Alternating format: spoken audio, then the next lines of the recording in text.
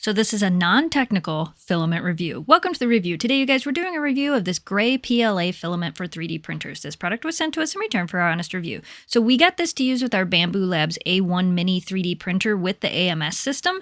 This comes on a cardboard spool, which sometimes can cause issues as cardboard can be warped when shipping, but we didn't have any issues with this. It loaded right onto our AMS without issue, and it printed exactly like it should. We had no tangles in the filament line, no bubbles, no stringing when printing, just a nice, clean print. It adhered to our print bed very well, and it also peeled off very easily. I really like this gray color. It's perfect for like printing minifigs or castle walls, or this epic dice tower, which is what we printed with it. It feels like it should be some type of brick project, but you can use this for any of your prints. We did not dry this filament at all, and we still had zero issues with it. For my non-technical review, I think this worked great. We printed a few things with it, and like I said, we had no tangles, no bubbling, no stringing. It printed exactly as it should. If you're looking for a really nice light gray color for your prints, we recommend this.